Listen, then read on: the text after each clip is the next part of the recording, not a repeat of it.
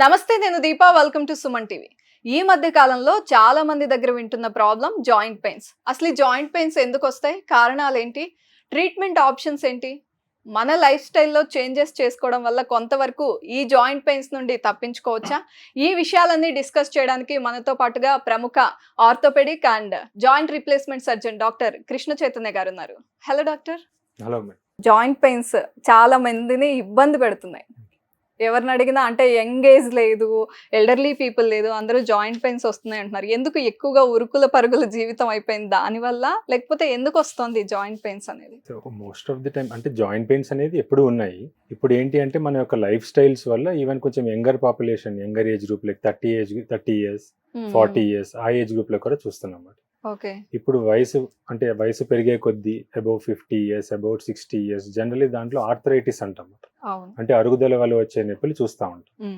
Younger age గ్రూప్లో ఏంటి అంటే మన యాక్టివిటీ రెస్ట్రిక్షన్స్, మన లైఫ్ స్టైల్స్, దీనివల్ల ఏంటి అంటే కొంచెం యంగర్ ఏజ్ గ్రూప్లో నుంచి ఈ మధ్యన చూస్తున్నాం ఎక్కువ జాయింట్ పెయిన్స్ అనేవి. అంటే దీనికి ట్రీట్మెంట్ ఆప్షన్స్ ఏంటి జాయింట్ పెయిన్స్ వచ్చిన వాళ్ళకి? అంటే ఫస్ట్ జాయింట్ పెయిన్స్ వచ్చినప్పుడు అసలు ఎందుకు వస్తున్నాయి అనేది తెలుసుకోవాలి. ఓకే. ఇప్పుడు ఒక యంగ్ ఏజ్ గ్రూప్లో వచ్చేది వాళ్ళకి జాయింట్ పెయిన్స్, మళ్ళీ పెద్ద వయసులో వాళ్ళకి వచ్చిన జాయింట్ పెయిన్స్కి డిఫరెన్స్ ఉంది. ఒకటి అరుగుదల వల్ల వస్తుంది అంటే, ఇంకోటి ఏంటి అంటే వాళ్ళు చేసే యాక్టివిటీస్ వల్ల వచ్చే ఛాన్సెస్ ఉంటాయి. ఇప్పుడు జాయింట్ పెయిన్స్ అనేది ఎక్కువగా ఎవరిలో చూస్తాము? పెద్ద వయసులో చూస్తూ ఉంటాం. జాయింట్ పెయిన్స్కి అనేక రకాల కారణాలు ఉంటాయి అన్నమాట. అందులో ఏంటి? ఒకటి దెబ్బ తగలటం వల్ల రావటం. ఇప్పుడు దెబ్బ తగలటం వల్ల వచ్చే జాయింట్ పెయిన్స్ ఏంటంటే ఎవరిలో అయినా చూడదు. యంగ్ ఏజ్ గ్రూప్లో ఏంటి? స్పోర్ట్స్ రిలేటెడ్ వల్ల లిగమెంట్ ఇంజురీస్ వల్ల వచ్చే జాయింట్ పెయిన్స్ కూడా ఉంటాయి. దాంతోపాటు మళ్ళీ కామన్గా చూసేది ఈ మధ్యకాలంలో ఫీవర్ నుంచి రికవర్ అవుతూ ఉంటే పోస్ట్ వైరల్ ఆర్థరాలజీ అంటారు. అది వైరల్ ఫీవర్స్ నుంచి రికవర్ అవుతూ ఉంటే వచ్చే జాయింట్ పెయిన్స్. సో దీంట్లో ఆ వచ్చిన కండిషన్ బట్టి ఏం ట్రీట్మెంట్ చేయాలనేది ఉంటుంది. సో డాక్టర్, ఈ జాయింట్ పెయిన్స్ తో మీ దగ్గరికి చాలా మంది వస్తుంటారు కదా, జనరల్ గా చాలా మిస్కన్సెప్షన్స్ ఉంటాయి. అంటే ఎలాంటివి డిస్కస్ చేస్తుంటారు మీతో? అంటే మిస్కన్సెప్షన్స్ ఏంటంటే వాళ్ళకి ఫస్ట్ అసలు దాని గురించి ఒక అవగాహన ఉందా లేదా అనేది ఫస్ట్ ఒక పాయింట్. చాలా మంది ఏంటి అంటే నేను అన్నట్టు ముందే ఏంటి కొంచెం ఆన్లైన్లో దాని గురించి చదివి వస్తూ ఉంటాం. సో ఆన్లైన్లో చదివి వచ్చిన వాళ్ళకి ఏంటి అంటే కొంచెం మనం ఎక్స్ప్లెయిన్ చేయడం అనేది కొంచెం ఇబ్బందిగా ఉంది. సెకండ్ థింగ్ ఏంటి అంటే జాయింట్ పెయిన్స్ అంటే ఇట్స్ నాట్ జస్ట్ అంటే ఎముకలో ఇబ్బంది ఉంటేనే జాయింట్ పెయిన్ రావాల్సిన అవసరం లేదు. ఇప్పుడు ఎముక చుట్టూరు ఉండే మనకి కండరాల్లో కానీ, ఎముక లోపల ఉండే లిగమెంట్స్ వల్ల కానీ, దీంట్లో ఏమన్నా ఇబ్బంది ఉన్నా కానీ జాయింట్ పెయిన్స్తో వస్తూ ఉంటారు. సో ఇప్పుడు ఇలా జాయింట్ పెయిన్స్తో వచ్చిన వాళ్ళకి ఏంటి అంటే యంగర్ ఏజ్ గ్రూప్లో చూసామనుకోండి, చాలా మంది వరకు ఏంటి అంటే ఈ కండరాల ఇబ్బందితో వస్తూ ఉంటారు. లెట్స్ ఏ కంటిన్యూస్గా ఒక యాక్టివిటీ చేసేవాళ్ళు టెండినైటిస్ అంటాం అన్నమాట. అంటే రిపీటెడ్గా యాక్టివిటీస్ చేయటం వల్ల ఫ్రిక్షన్ వల్ల వస్తూ ఉంటాయి.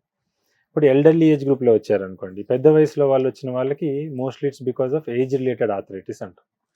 సో అందరికీ joint pains it's not only because అంటే ఎముకల్లో ఇబ్బంది వల్లే వచ్చింది కాదు, దాని చుట్టుపక్కల ఉండే కండరాల వల్ల కూడా వస్తూ ఉంటుంది. సో అదొక మిస్కన్సెప్షన్ ఉంటుంది. అది కాకుండా చాలా మంది అంటే సర్జరీస్కి వెళ్తే కష్టం అని చెప్పి రకరకాల ఆప్షన్స్ తీసుకుంటూ ఉంటారు కదా, ఇంకా ఎలాంటివి డిస్కస్ చేస్తారు మీతో? అంటే అప్పుడు సర్జరీ అంటే యూ హ్యావ్ టు సీ. ఇప్పుడు ఫర్ ఎగ్జాంపుల్ ఆర్థరైటిస్ గురించి మాట్లాడుతున్నాం అంటే అరుగుదలలో కూడా ఒక స్టేజెస్ కింద చెప్తాం. స్టేజెస్ అనేది ఎందుకు? మన ట్రీట్మెంట్ హెల్ప్ చేయడానికి, సర్జరీ ప్లాన్ చేయడానికి హెల్ప్ఫుల్ ఉంటుంది. ఇప్పుడు ఎర్లీ ఆర్థరైటిస్ పేషెంట్లో అంటే అప్పుడప్పుడే అరుగుదల మొదలవుతున్న వాళ్ళల్లో మోస్ట్లీ ఏంటి అంటే ఎక్సర్సైజెస్ కానీ, లేదు అంటే వాళ్ళకున్న అరుగుదల వల్ల సప్లిమెంట్స్ కానీ చెప్తా ఉంటాం అన్నమాట. ఇప్పుడు సప్లిమెంట్స్లో కూడా ఏంటంటే వివిధ రకాలైన సప్లిమెంట్స్ ఉంటాయి. అది ఎర్లీ స్టేజెస్ ఆఫ్ ఆర్థరైటిస్లో హెల్ప్ఫుల్గా ఉంటాయి. ఇప్పుడు అడ్వాన్స్డ్ ఆర్థరైటిస్ అంటే అరుగుదల బాగా ఎక్కువైంది, ఆల్రెడీ అందులో ఎముక టచ్ అవుతుంది అనుకోండి, వాళ్ళకి సర్జరీ గురించి ఎక్స్ప్లెయిన్ చేయటము, సర్జరీ వల్ల వాళ్ళ బెనిఫిట్స్ చెప్పడం వల్ల అడ్వాంటేజ్ ఉంది. ఓకే. అంటే ముందుగానే రాకుండా లేదా ఇనిషియల్ స్టేజెస్లో లైఫ్ స్టైల్లో ఎలాంటి చేంజెస్ చేసుకోవాలి, ఎలాంటి సప్లిమెంట్స్ అయితే బెనిఫిట్? మళ్ళీ అందులో చిన్న వయసు, పెద్ద వయసు. చిన్న వయసులో ఎట్లా యాక్టివిటీస్, రెగ్యులర్గా యాక్టివిటీస్ చేసేవాళ్ళు, లెట్స్ ఎవరైనా జిమ్కి వెళ్తున్నారు అంటే జిమ్కి వెళ్ళినప్పుడు ఏంటంటే ఫస్ట్ ఒక 10 to 15 minutes వార్మప్ ఎక్సర్సైజ్ అనేది చాలా ఇంపార్టెంట్. ఎందుకు? దాంట్లో చాలా వరకు ఏంటంటే ఎవరైతే జిమ్కి వెళ్ళి పెయిన్స్తో వస్తారో వీళ్ళందరూ వార్మప్ ఎక్సర్సైజ్ స్కిప్ చేస్తారు. వార్మప్ ఎక్సర్సైజ్ ఎప్పుడైతే స్కిప్ చేసామో దానివల్ల ఏమవుతుందంటే ఒక ఫ్రిక్షన్, అంటే కంటిన్యూస్గా ఒక పాయింట్లోనే ఒకే టైప్ ఆఫ్ ఎక్సర్సైజ్ చేయటం వల్ల నొప్పితో వస్తూ ఉంటారు. ఫర్ ఎగ్జాంపుల్ టెన్నిస్ ఎల్బో అంటాం అన్నమాట. ఎల్బో రీజియన్లో పెయిన్ చాలా మంది వస్తూ ఉంటారు. అంటే ఇంప్రాపర్గా వెయిట్ లిఫ్ట్ చేయటం వల్ల కానీ, లేకపోతే ముందు కొంగి బాగా పనిచేసేటప్పుడు ఒక్కొక్కసారి బ్యాక్ పెయిన్తో, ఇవన్నీ ఎట్లా వెళ్తాయి అంటే మనం చేసే యాక్టివిటీ రిలేటెడ్. అదే నెక్స్ట్ వచ్చేసి ఏంటి, అరుగుదల వయసుతో పాటు, పెద్ద వయసుతో పాటు వచ్చిన అరుగుదల. ఈ పెద్ద వయసుతో పాటు వచ్చిన అరుగుదలలో ఏంటి అంటే ఎముక టచ్ అయ్యే స్టేజ్లో వచ్చారా, లేదా కొంచెం ఎర్లీ స్టేజెస్లో వచ్చారా. ఇప్పుడు ఎర్లీ స్టేజెస్లో వచ్చిన వాళ్ళకి ఏంటి అంటే ఇంకా జాయింట్ స్పేస్ అనేది, ఆ గ్యాప్ అనేది ఇంకా ఉంటుంది. ఇప్పుడు ఈ అన్ని ఆర్థరైటిస్ కానీ మనం ఏం మాట్లాడుతున్నా ఇందులో ఏంటి మేజర్గా ఇబ్బంది అయ్యేదంటే ప్రతి జాయింట్లోని కార్టిలేజ్ అనేది ఉంటుంది. సో ఈ కార్టిలేజ్ అనేది ఏంటంటే ఒక చిన్న పొర. ఇది మన స్మూత్గా ఉన్నప్పుడు ఏమవుతుంది అంటే ఒక మూమెంట్ అనేది చాలా ఫ్రిక్షన్ లేకుండా స్మూత్గా అవుతా ఉంది. ఇప్పుడు వయసు పెరుగుతున్న కొద్దీ లేదా దెబ్బ తగలటం వల్ల కానీ కార్టిలేజ్లో డ్యామేజ్ వస్తుంది. ఇప్పుడు మనం ఏదైతే సప్లిమెంట్స్ మాట్లాడుతున్నామో ఆల్ దీ సప్లిమెంట్స్ ఏదైతే ఉన్నాయో అన్ని కార్టిలేజ్ యొక్క హెల్ప్ చేయడం కోసం ఉన్న సప్లిమెంట్స్. ఓకే. ఇప్పుడు ఈ సప్లిమెంట్స్లో కూడా 2-3 రకాలు ఉన్నాయి. ఒకటి కొల్లాజిన్ బేస్డ్ సప్లిమెంట్స్, నెక్స్ట్ వచ్చేసి ఏంటి అంటే గ్లూకోజమైన్స్ అంటాం, నెక్స్ట్ వచ్చేసి కాండ్రాటిన్. ఇప్పుడు ఒక్కొక్క దానికి ఒక స్పెసిఫిసిటీ లాగా ఉంది. ఇప్పుడు కొల్లాజిన్ బేస్డ్ సప్లిమెంట్స్ వరకు వచ్చాము అంటే యంగర్ ఏజ్ గ్రూప్లో ఇవ్వడానికి it will be much beneficial. Collagen మళ్ళీ గ్లూకోజమైన్ సప్లిమెంట్స్ ఏంటి అంటే ఎల్డర్లీ ఏజ్ ఆర్థరైటిస్లో వచ్చిన వాళ్ళు ఇస్తూ ఉంటాం. అది ఎర్లీ స్టేజెస్తో. లైక్ ఐ సెడ్, ఆ పేరులో ఉన్నట్టు ఇవి సప్లిమెంట్స్. ఓకే. దీంతో పాటు లైఫ్ స్టైల్ మోడిఫికేషన్స్ కానీ లేకపోతే మనం చేసే ఎక్సర్సైజ్ కానీ అన్నీ కంబైన్డ్గా ఒక హోలిస్టిక్ అప్రోచ్లో వెళ్తే you can see results. Okay. And ఈ కొలాజిన్ విషయం వచ్చేసరికి చాలా మంది ఓన్లీ జాయింట్ పెయిన్సే కాకుండా స్కిన్ కూడా బెటర్ అవుతుంది అనేది వింటున్నాం. అంటే అది నిజమేనా? అంటే ఇప్పుడు కొల్లాజిన్ అనేది ఏంటి అంటే ఇట్స్ ఎ ప్రోటీన్ ఫామ్. మన బాడీలో కొల్లాజిన్ అనేది ఒక బేసిక్ ప్రోటీన్ ఫామ్లో ఉంది. ఇప్పుడు కొల్లాజిన్లో ఎన్ని రకాలు ఉన్నాయి అంటే ఆల్మోస్ట్ మోర్ దాన్ 20 వెరైటీస్ ఉన్నాయి. కాకపోతే అందులో ఉండే ఫస్ట్ 5 వెరైటీస్ అంటే 1 to 5 అనేది ఏంటి అంటే ఆల్మోస్ట్ ఉండే కొల్లాజిన్లో 80 to 90% కామన్. ఇప్పుడు ఈ కొల్లాజిన్లో ఇప్పుడు యాజ్ ఆర్థోపెడిక్స్ పాయింట్ ఆఫ్ వ్యూలో ఏంటి అంటే టైప్ 2 కొల్లాజిన్ అని. టైప్ 2 కొల్లాజిన్ ఏముంటుంది అంటే ఎముకల్లోని కండరాల్లోని ఎక్కువగా చూస్తాం. సో ఇప్పుడు నా దగ్గరకు వచ్చే పేషెంట్స్కి నేను ఏమన్నా సప్లిమెంట్స్లా ఇవ్వాలి అనుకుంటే ఈ టైప్ 2 కొల్లాజిన్లో ఉన్న సప్లిమెంట్స్ ఇవ్వటం వల్ల బెనిఫిషియల్గా ఉంది. అలాగే సేమ్ కొల్లాజిన్ వేరే రకాల కొల్లాజిన్ ఏవైతే ఉన్నాయో డెర్మటాలజికల్గా హెల్ప్ఫుల్ ఉంటాయి. ఓకే. నేను ఎముకలకి మళ్ళీ కండరాలకు సంబంధించి ఇచ్చినా కానీ it has some effect over the skin also. Okay. అదే డెర్మటాలజీ వాళ్ళు ఏదైతే ఇస్తారో వాళ్ళు ఇచ్చే దాంట్లో కూడా మేజర్గా స్కిన్కి హెల్ప్ఫుల్గా ఉన్న ఓవర్ ల్యాప్ కింద ఆర్థోకి సంబంధించిన దాంట్లో కూడా హెల్ప్ఫుల్ ఉంటాయి. ఎందుకంటే most of it is made up of collagen.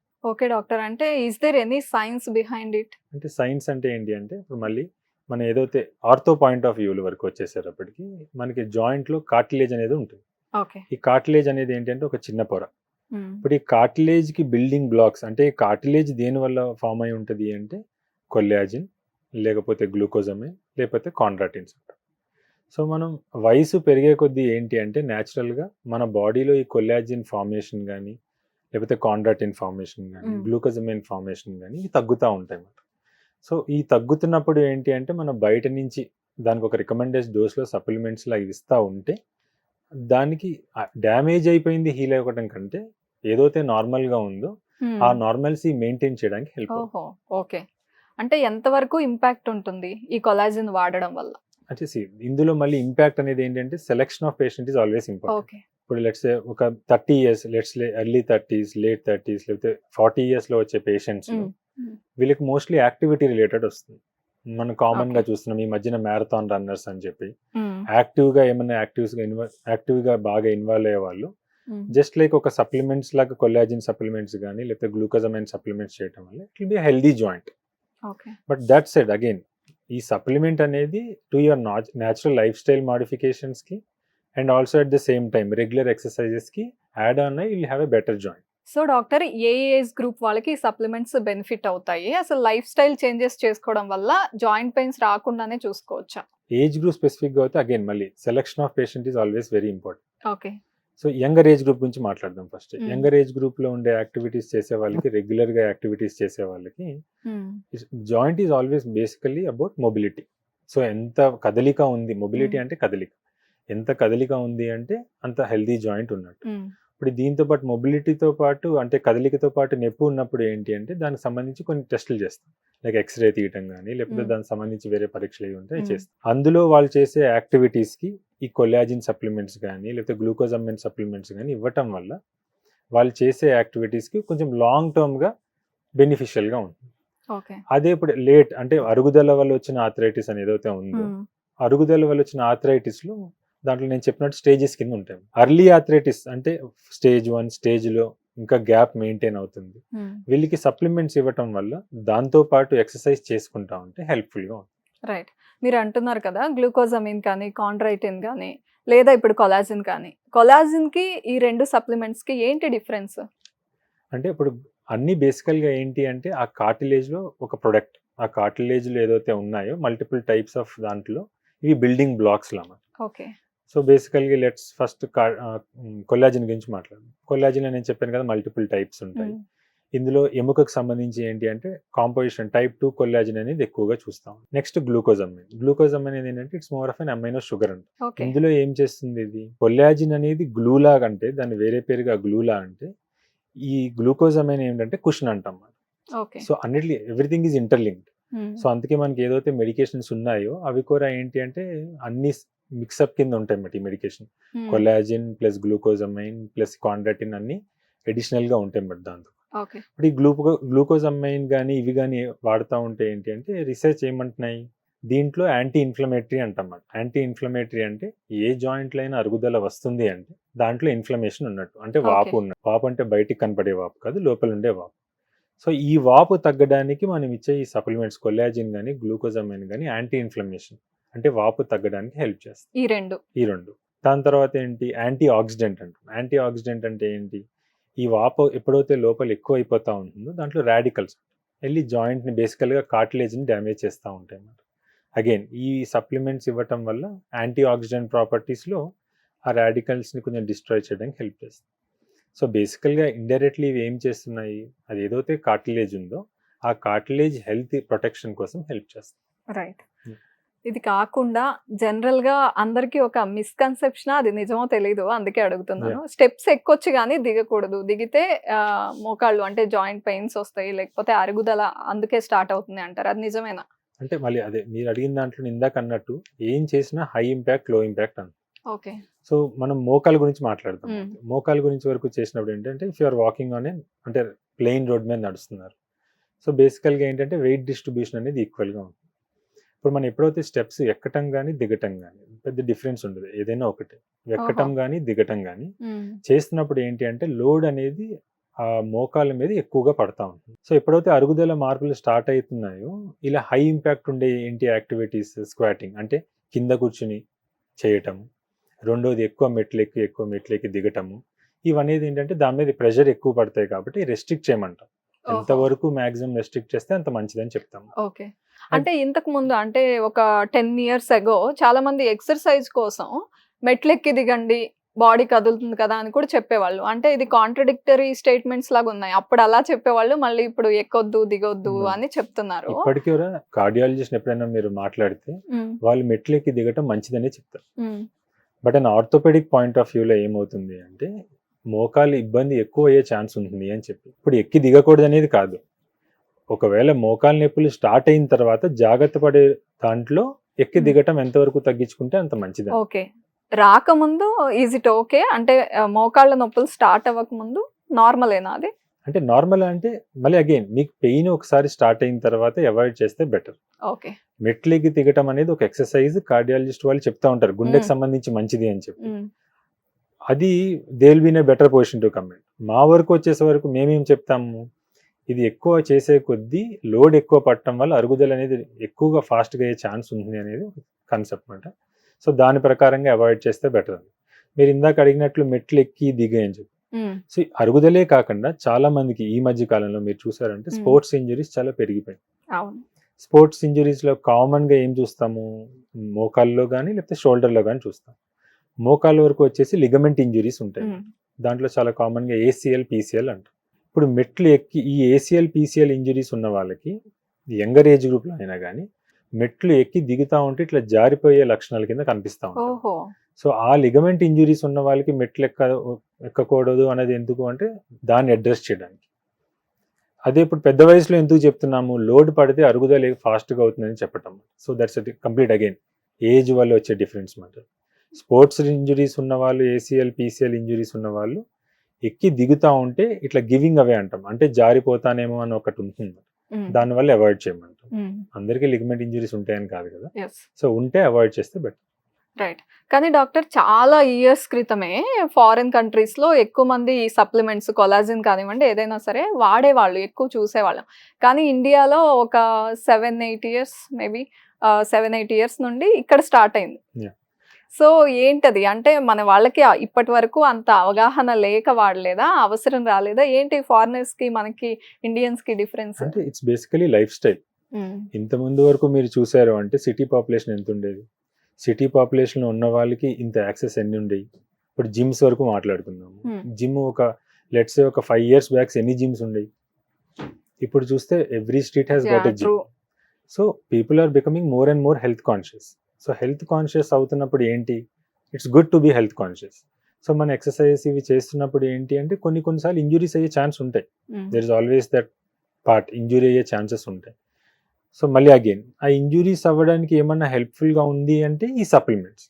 So since our lifestyles have been అంటే ఈ లాస్ట్ 5 to 7 ఇయర్స్ మీరు అన్నట్టు మారుతున్నాయి కాబట్టి సో మనకి ఇప్పుడు అవగాహన దాని గురించి ఎక్కువ పెరిగింది. కొలాజిన్ అనే సప్లిమెంట్స్ కానీ వేరే సప్లిమెంట్స్ కానీ మార్కెట్లో ఉన్నా ఇప్పుడు మన లైఫ్ స్టైల్స్ మారుతున్న కొద్దీ మనం మోర్ హెల్త్ కాన్షియస్ అవుతున్నాం కాబట్టి యంగర్ పాపులేషన్ అంటే 30s, 40s లోనే వాళ్ళకి ఒక అవగాహన వచ్చింది.